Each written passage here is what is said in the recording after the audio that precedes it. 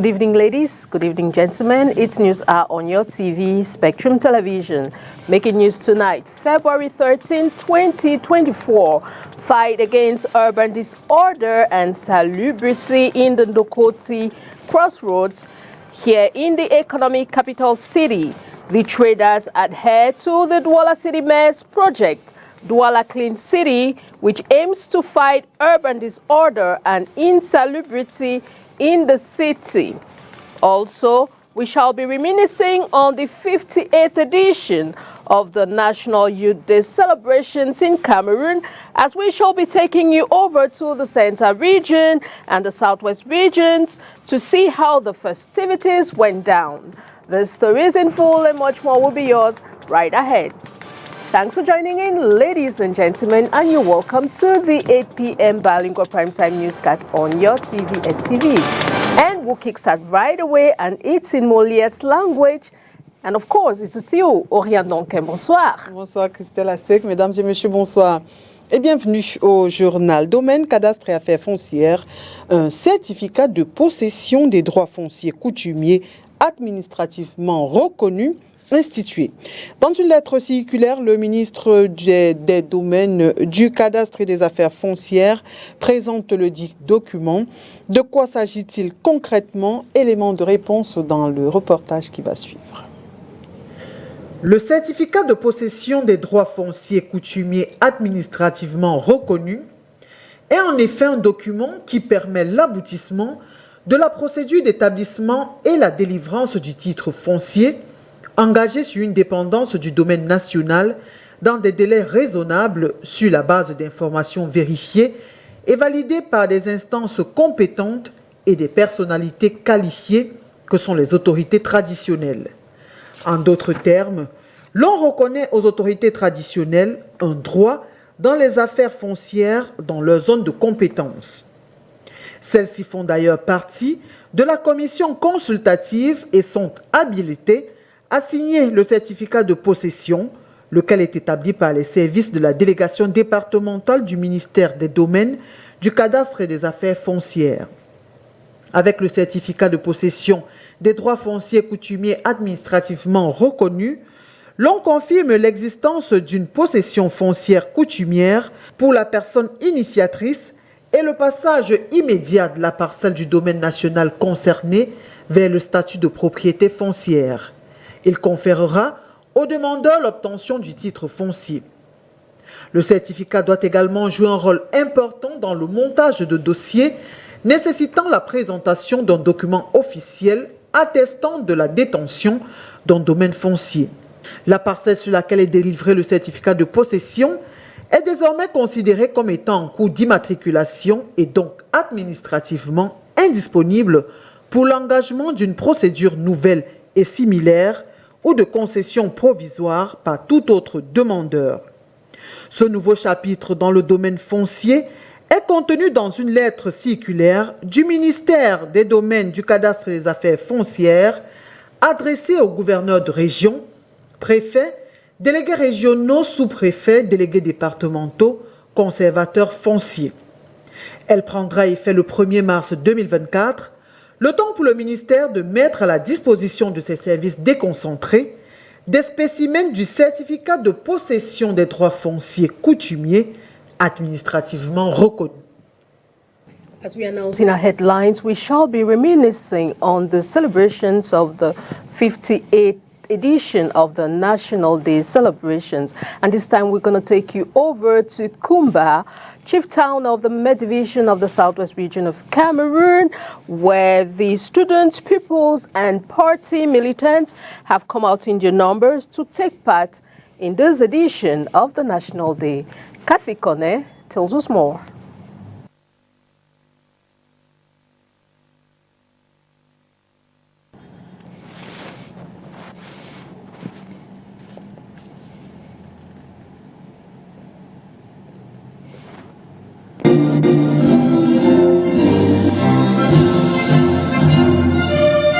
This may threat from unidentified individuals to disrupt the National Youth Day celebration in Kumba, chief town of Meme Division Southwest region.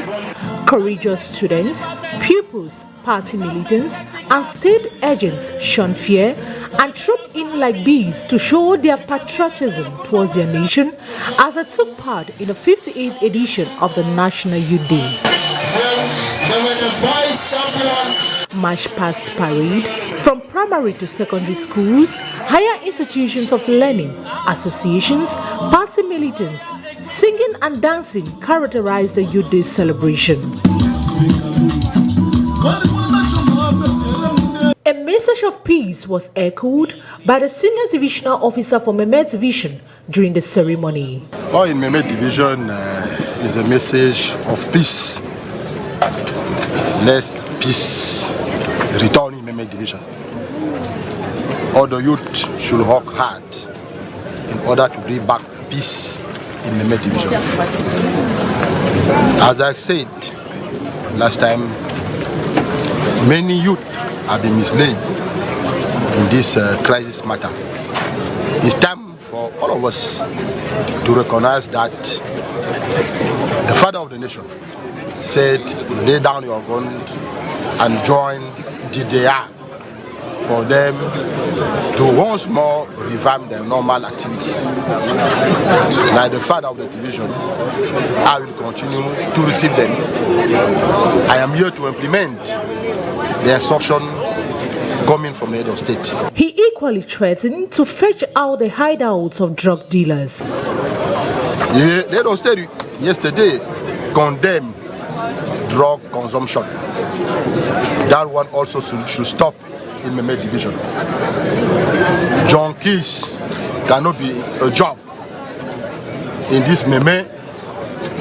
Those who are selling it, we will continue to track them in order to keep safe our children.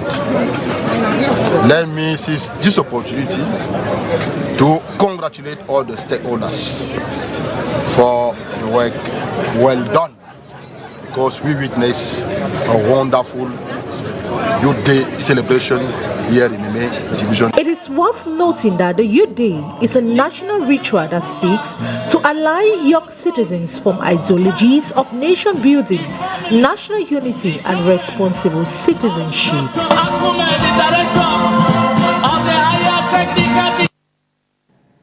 Toujours au sujet des festivités marquant la 58e édition de la Fête de la Jeunesse le 11 février dernier, en Colvo et dans la région du centre, des élèves et membres d'associations se sont retrouvés au lycée de la dite localité pour célébrer en chant et danse au cours d'une parade. Inès Pangan.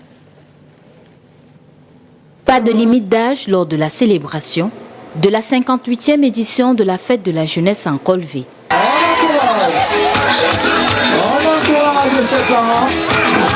Des messages sont au centre des festivités venant des jeunes à l'endroit des jeunes. Passage jeunesse, tu as tout un avenir devant toi.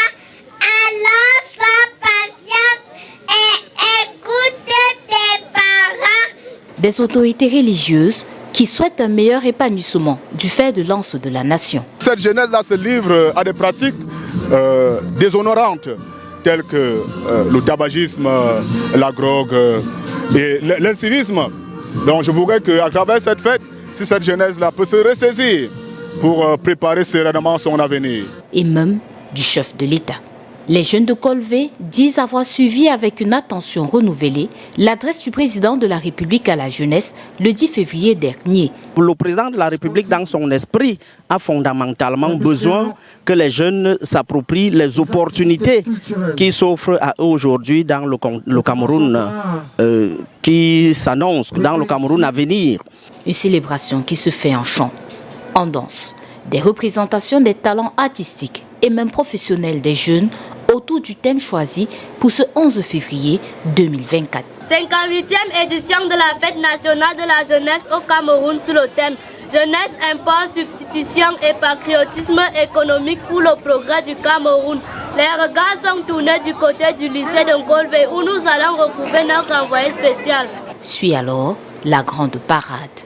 Sont présents les jeunes venus des écoles maternelles, primaires, secondaires, publiques, privées, confessionnelles, les associations et autres mouvements. Satisfait parce que tout s'est bien passé.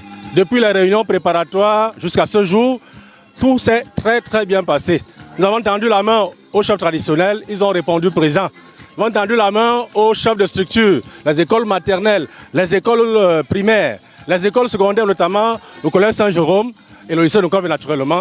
Tous ont répondu présent, financièrement, matériellement et physiquement.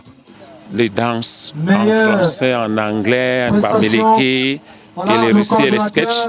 Et un journal qui nous a vraiment ému, puisque ce journal était pertinent et de l'actualité. Il est à noter que la 58e édition de la Fête de la Jeunesse se célèbre sous le thème « Jeunesse, import, substitution et patriotisme économique pour le progrès du Cameroun ». And we continue this newscast with you, Orion Donkeng, as we take on the President's speech. Absolument, Christelle Assek. Comment les Camerounais ont analysé le discours du président de la République à la jeunesse le 10 février dernier. Quelques-uns se sont confiés au micro de notre reporter Olivier Bouzike à Yaoundé.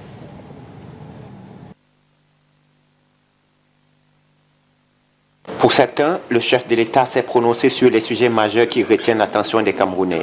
Il a vu la situation être très désagréable et il va essayer il va s'impliquer personnellement pour élever le niveau du football camerounais.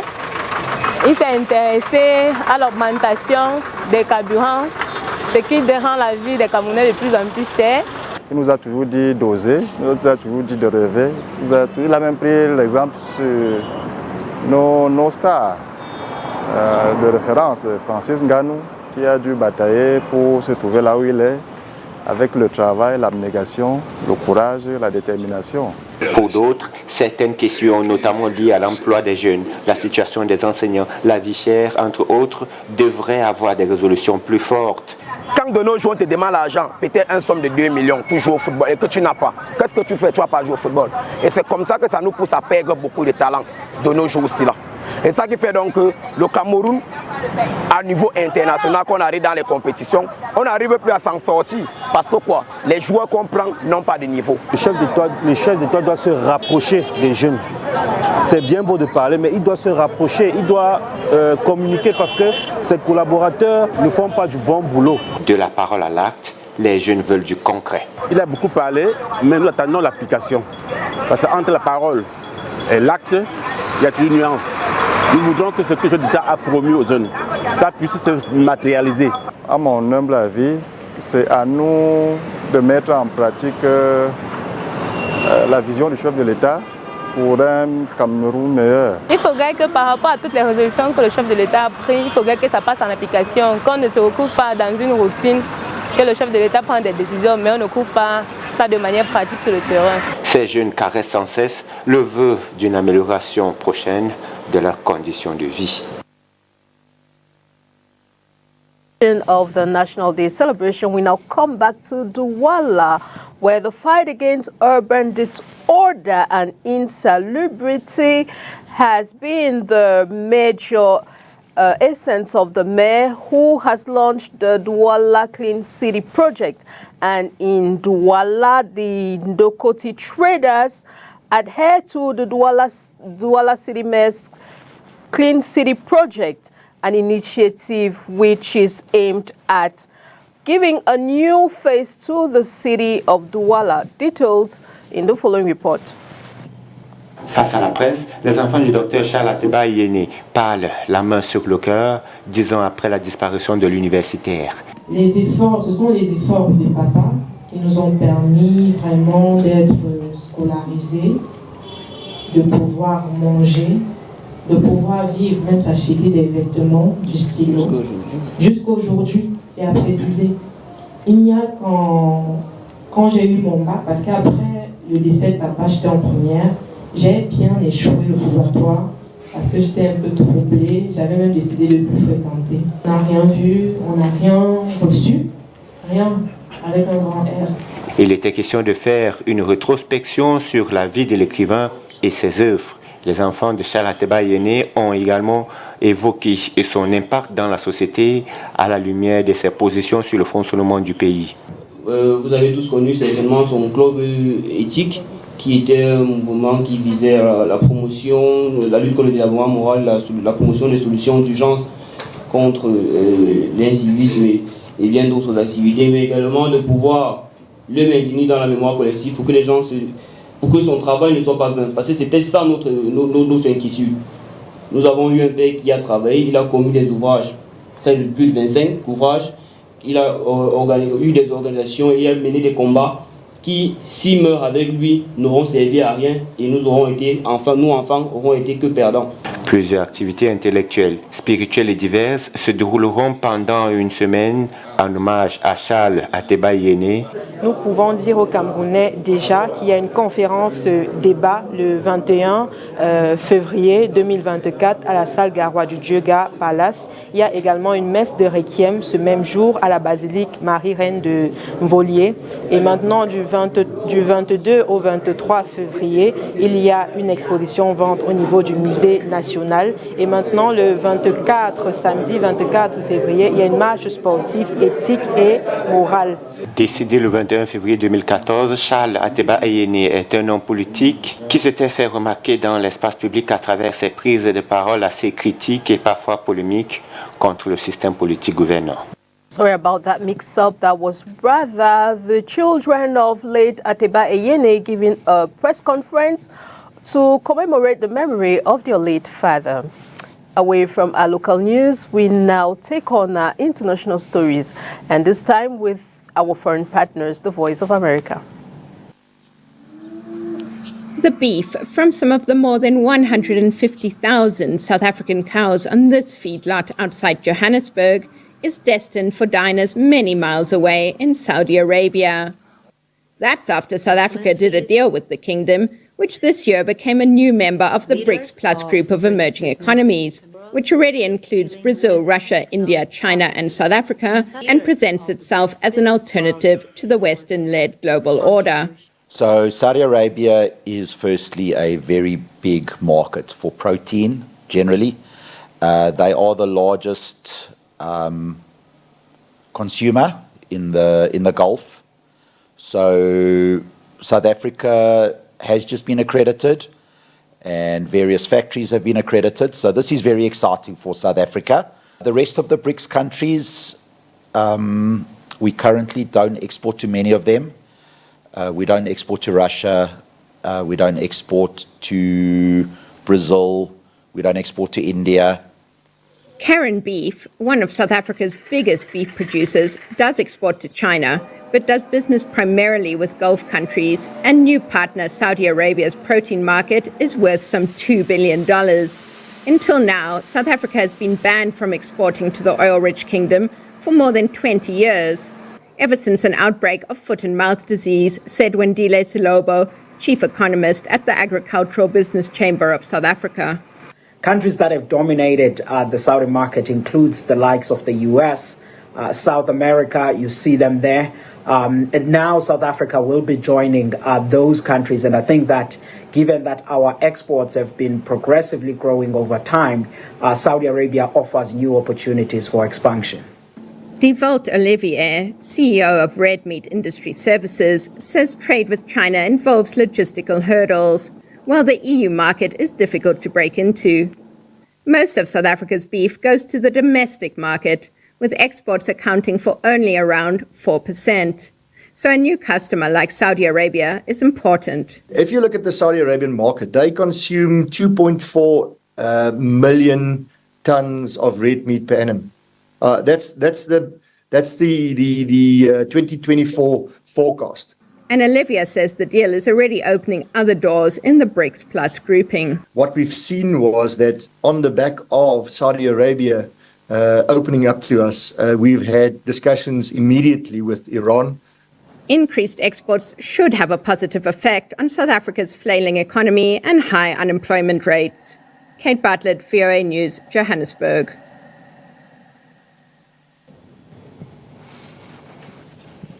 Et nous restons avec nos partenaires de la Voix de l'Amérique pour cette fois faire le point de l'actualité en Afrique.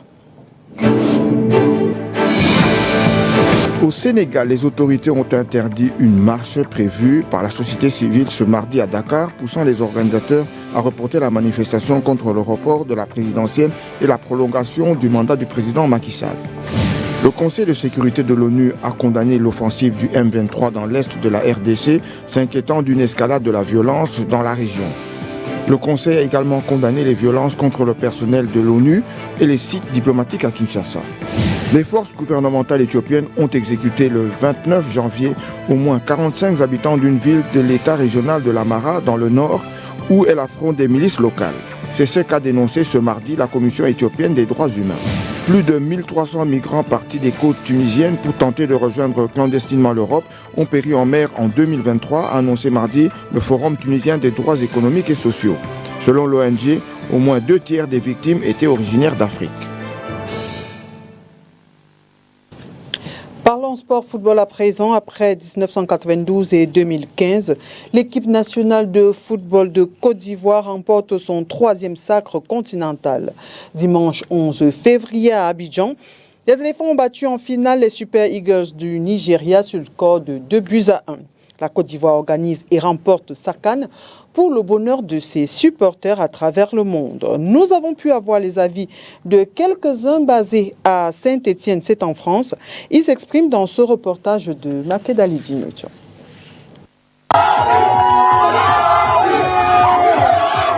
Ambiance surchauffée dans ce quartier de la ville de Saint-Étienne en France, où les Africains de plusieurs nationalités se sont réunis le dimanche 11 février 2023 pour regarder sur écran géant la finale de la Coupe d'Afrique des Nations Côte d'Ivoire 2023. Finale qui oppose le Nigeria à la Côte d'Ivoire, pays hôte. C'est plus ivoirien. Impossible, c'est ivoirien. On a démontré au monde entier, à l'Afrique entière, que le football, c'est un univers qui nous permet de nous rassembler, nous tous.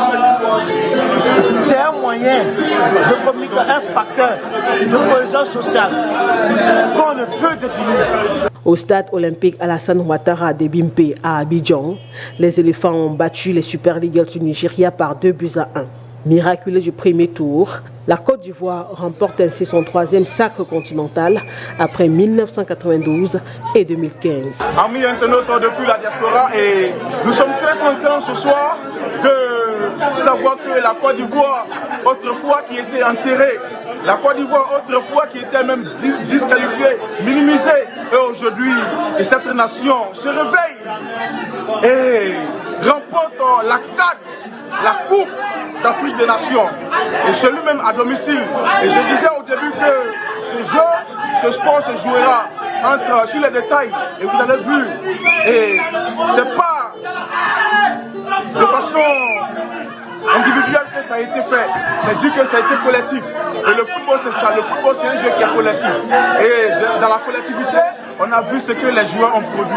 Félicitations encore une fois à la Côte d'Ivoire. Et je vais dire aussi que cette CAN est la meilleure des CAN de toute l'Afrique. Oui, je l'affirme sans risque de me tromper. Et oui, également que c'est la meilleure des CAN. Et le niveau du CAN des joueurs est très haut et élevé. Et on souhaite ça aussi pour les prochaines CAN à venir. Et pour que le niveau soit rehaussé. Et pour que le football africain aussi puisse en quelque sorte rivaliser le football européen. Après la CAN Côte d'Ivoire 2023, c'est le Maroc qui va accueillir la prochaine grande messe du football africain. Et voilà qui met un terme à cette édition d'information. Mesdames et messieurs, merci d'avoir été des nôtres. Bonne suite des programmes sur Spectrum Télévision. Bonne soirée, Christelle. Good night to you, Oriane Donken. Good night, televiewers. Thanks for watching. See you again tomorrow with fresh news and more on your TV, STV. Good night.